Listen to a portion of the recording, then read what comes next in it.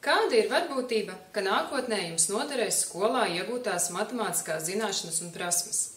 Mana atbilde ir 100%, ka noderēs. Jautāsiet, kāpēc? Kur vismācītais noderēs? Visvienkārši, matemātika gatavo jūs dzīvei.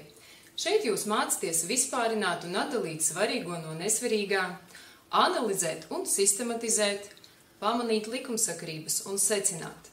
Matemātika māca domāt loģiski, stratēģiski un abstrakti. Uz matemātiku balstās visi dzīves pamati, piemēram, medicīna, māju būvniecība, datorprogrammu izstrāde vai ekonomika. Tāpēc stundās mēs apskatām ļoti daudz piemēru, kas ir saistīti ar apkārtējo dzīvi, tādā veidā radot starppriekšmetu saikni. Domāšanas veids, ko attīsta matemātika, palīdz citos priekšmetos.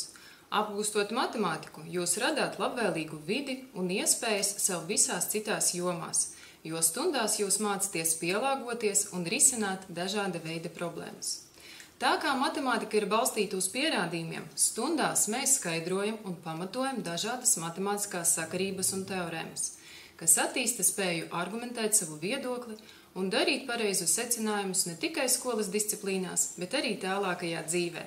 Savus skolēnus es iedrošinu aktīvi darboties, eksperimentēt un, protams, nebaidīties kļūdīties, jo tikai tādā veidā ir iespējams izprast matemātikas pasauli. Manās stundās skolēniem ir iespēja darboties atbilstoši savām spējām, individuāli, pāros vai ar manu atbalstu.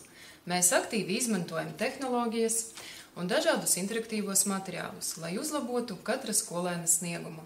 Esmu pārliecināta, ka veiksmīgu mācību stundu veido ne tikai jēgpilni uzdevumi, bet arī aktīva skolēnu iesaiste, pozitīva, motivējoša un atbalstoša atmosfēra stundās.